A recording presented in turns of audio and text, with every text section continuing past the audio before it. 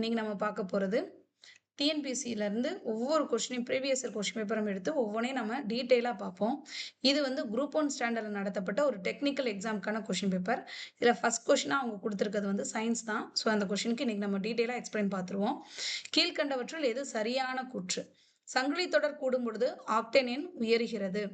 நேரான ஆல்கேன்களை காட்டிலும் வளைய ஆல்கேன்களுக்கு உயர்ந்த ஆக்டேன் எண் உண்டு. நேரான ஆல்கேன்களை காட்டிலும் ஆல்கீன்களும் அரோமேட்டிக் ஹைட்ரோகார்பன்களும் அதிக ஆக்டேன் எண் கொண்டது. நேரான ஆல்கேன்களை காட்டிலும் கிளைகளை உடைய சங்கிலி தொடர் ஆல்கேன்கள் குறைவான ஆக்டேன் எண் கொண்டது. ஓகே, இப்போ என்னது ஆக்டேன் எண்கள் அப்படின்னு நம்ம தெரிஞ்சுப்போம். ஆக்டேன் எண் அப்படின்னா என்ன? ஒரு ஃபியூயல் எரிபொருள் இருக்கு இல்லையா, அதோட தரத்தை அளவிட பயன்படக்கூடிய ஒரு மதிப்பீடு. எப்படி வந்து நிலத்தை மீட்டர்னு அளக்குறோமோ, வெப்பநிலையை கெல்வின்னு அளக்குறோமோ, அதே மாதிரி ஒரு ஃபியூயல் எரிபொருளோட தரத்தை அளவிட பயன்படுத்தக்கூடிய ஒரு மதிப்பீடு தான் இந்த ஆக்டேன் எண். ஸோ அப்போ ஆக்டேன் எண்ணுக்கு ஏன் இப்படி இது பண்றாங்க, எதை பேஸ் பண்ணி இது கனெக்ட் பண்றாங்க அப்படின்னு பார்த்தோம்னா, நாக்கிங் அல்லது ப்ரீ இக்னிஷன் அப்படின்னு சொல்லுவாங்க. அதாவது இப்போ நம்ம கேஸ் அடுப்பை பற்ற வைக்கும்போது நம்ம என்ன பண்ணுறோம், வச்சு லைட்டர் வச்சு அடிக்கும்போது ஒரு சின்ன தீப்பொறி வந்து தான் அந்த ஃபயர் வந்து பிக்கப் ஆகுது இல்லையா? அதே மாதிரி தான் பொதுவாக வந்துட்டு என்ஜினுக்குள்ள காற்றும் பெட்ரோலும் கலந்து இருக்கும் பொழுது அது பிஸ்டனால் அழுத்தப்படும் பொழுது அந்த அழுத்தத்தினால என்ன பண்ணுவது, ஒரு தீப்பொறி உருவாகும், ஒரு ஸ்பார்க் வரும். ஸோ அதுதான் வந்து நாக்கிங் அல்லது ப்ரீ இக்னிஷன் அப்படின்னு சொல்லுவாங்க. ஆனால் இந்த ஸ்பார்க் அடிக்கடி வரக்கூடாது, அது தப்பு. ஏன்னா அப்படி வந்தால் நம்ம என்ஜின் வேஸ்ட்டாக போயிடும். ஸோ அப்போ அது ஒரு சீரா இருக்கணும். அதே மாதிரி அந்த அழுத்தத்தை தாங்கக்கூடிய தன்மை அந்த ஃபியூயலுக்கு இருக்கணும். ரைட்டுங்களா? அப்ப இதுல என்ன சொல்றாங்க அப்படின்னா, இப்ப இந்த ஆக்டேனை பேஸ் பண்ணி ஆக்டேன் எது அதிகமா இருக்கோ அந்த பொருட்கள் எல்லாமே, அந்த ஃபியூயல் எல்லாமே ஒரே சீரா எரியும், என்ஜினுக்கு சேஃபான ஒண்ணு. இதே ஆக்டேன் குறைவா இருக்கக்கூடியது அப்படின்னு சொன்னோம்னா அது வந்து சீக்கிரமா பத்திக்கும். அப்ப உள்ள இருக்கும் போதே, அதாவது டேங்குள்ள இருக்கும் பொழுதே அது என்ன ஆயிரும், ஃபயர் ஆயிரும். ஸோ அந்த மாதிரி இருந்தா அது ரிஸ்க் தான். சரியா? அப்ப இந்த குறைவான ஆக்டேன் கொண்ட அதுக்கு பேர் என்ன, ஹெப்டேன் சொல்லுவாங்க. அதிக ஆக்டேன் கொண்டதுக்கு பேர் ஐசோ ஆக்டேன் அப்படின்னு சொல்லுவாங்க. ஏன் வந்து இது குறைவா இருக்கு அப்படின்னா, அது வந்து நீளமான சங்கிலி தொடரா இருக்கிறதுனால அந்த மாதிரி இருக்கு. ஓகேங்களா? சரி, இதை தாண்டி நம்ம ஹைட்ரோ கார்பன்கள் அப்படிங்கிற 12th புக்ல படிச்சிருப்போம், 11th 12th எல்லாம் படிச்சிருப்போம். ஆல்கேன், ஆல்கீன், ஆல்கைன் அப்படின்னு சொல்லிட்டு படிச்சிருப்போம் இல்லைங்களா? ஆல்கேனா என்ன, ஆல்கீனா என்ன, ஆல்கைனா என்ன அப்படின்னு பார்ப்போம். இப்போ கார்பனோட இணைதிறன் தான் 4 இல்லைங்களா? கார்பனும் ஹைட்ரஜனும் சேர்ந்ததை ஹைட்ரோ கார்பன்கள் சொல்லுவோம். பொதுவாக இந்த கார்பனோட இணைதிறன் வந்து 4. அப்போ சி வந்து 4 பாண்டிங்காக இருக்கணும்.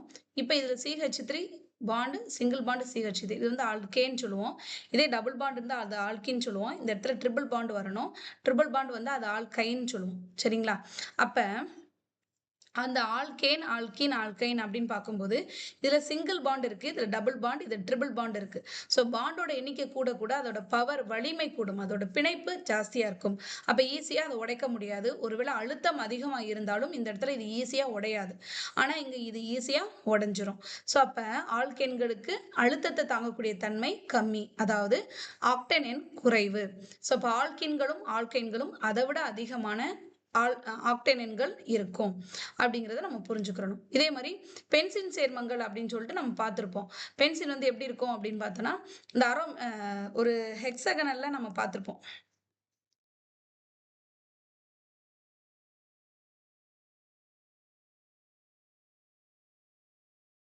ரைட்டுங்களா?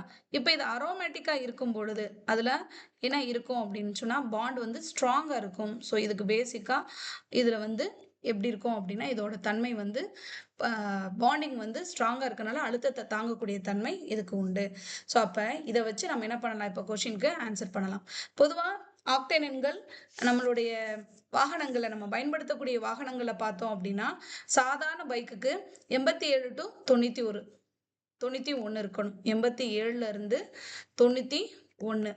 இதே வந்து ரேஸ் கார் இந்த மாதிரி விஷயங்களுக்கு நம்ம எடுத்துக்கிட்டோம் அப்படின்னா அது வந்து என்ன இருக்கும் அப்படின்னா, அதுக்கு வந்து 95ல இருந்து 100 வரைக்கும் இருக்கும். சரிங்களா?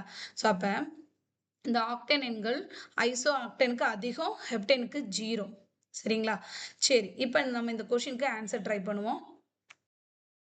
அப்ப சங்கிலி தொடர் கூடும் பொழுது ஆக்டேனின் உயருமா? உயராது. ஏன்னா சங்கிலி தொடர் லென்த்தியா போய்க்கிட்டே இருக்கு அப்படின்னா, முதல்ல இருக்க மாரி பாண்டோட வலிமை பின்னாடி வரக்கூடிய இதுக்கு இருக்காது.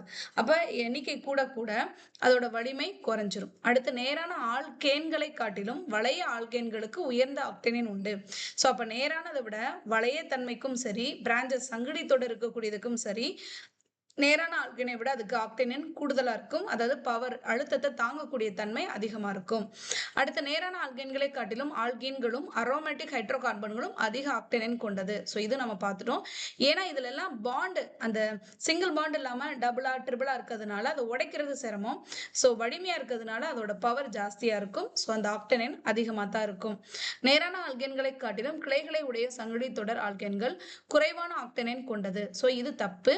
ஏன்னா அது எப்படி இருக்கும் அப்படின்னா அது வந்து அதிகமாக தான் இருக்கும், குறைவா இருக்காது. ஸோ இது வந்து அதிகமாக இருக்கும். So first